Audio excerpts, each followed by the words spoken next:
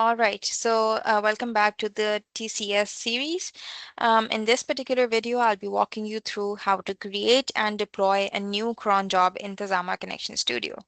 So cron jobs are used as schedules that get associated with your enrichment jobs.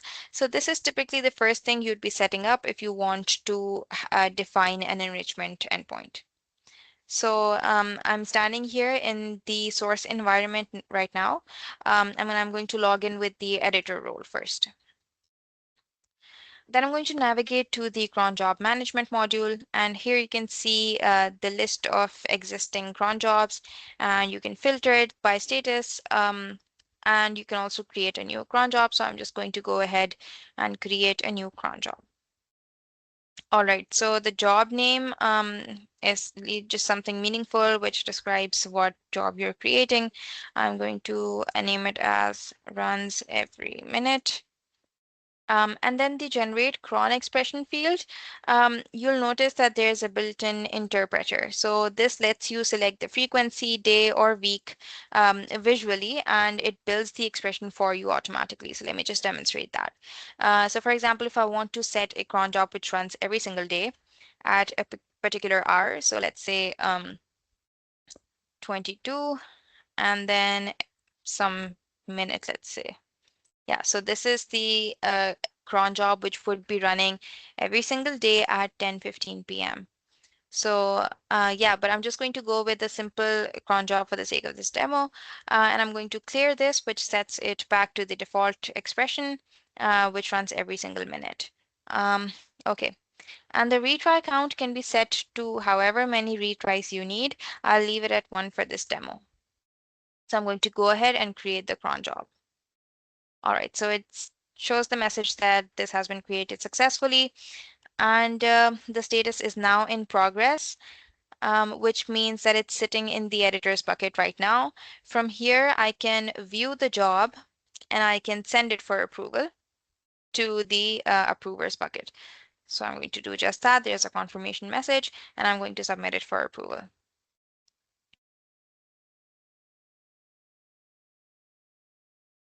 All right, so as you can see, the status changes to under review. And now what I'm going to do is I'm going to log out and then log back in with the approver's ID so you can see if the cron job landed in the approvers bucket. So here I'm logging in with the approver's ID. I'm going to go to the cron job management module, and I can see that I do have this in my bucket, and it's under the status of under review, and I can view this. I can see what the editor had configured, and I have the option to either approve or reject it. So what I'm going to do is I'm going to just approve it. The approver has the option to leave an optional comment. For now, I'm just going to approve the cron job. All right, so the status changes to approved, and we get a confirmation message as well. So I'm just going to go and now log in with the exporter's ID. And like I mentioned in the very first video, the exporter is the ID which basically would be exporting this configuration of the cron job onto the SFTP server, from where the publisher would pick it up and then deploy it into the target environment. So first things first, I'm going to log in with the exporter's ID. All right, so we have the exporter here. I'm going to go back to the cron job management.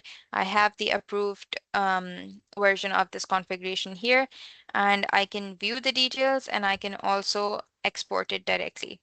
So there's a confirmation message, and I'm going to export the cron job to the SFTP server. All right, perfect. So there's this confirmation message again, and the status changes to exported.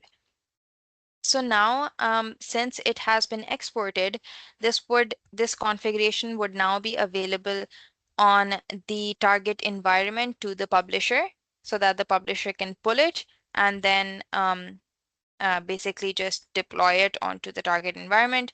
So for this, I'm going to navigate to the other tab, which is my target environment here. That. So I'm just going to refresh this just for an extra measure. And then I'm going to log in with the publisher's ID. All right, perfect. Now, the publisher would be able to view all of the exported items which were exported by the exporter, and they'd be able to access them here.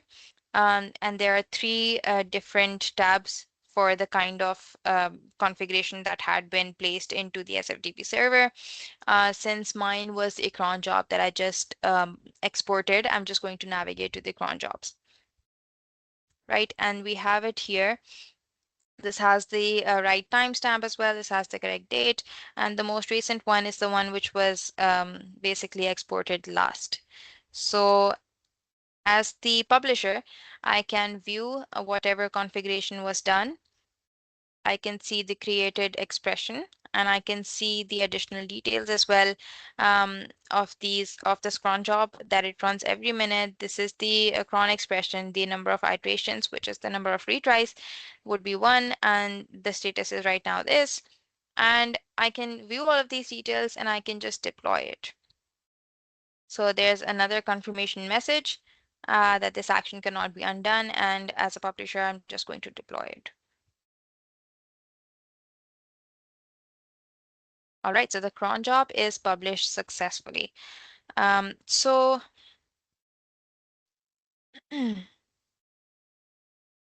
all right, so everything looks good. And that's the full life cycle of a cron job.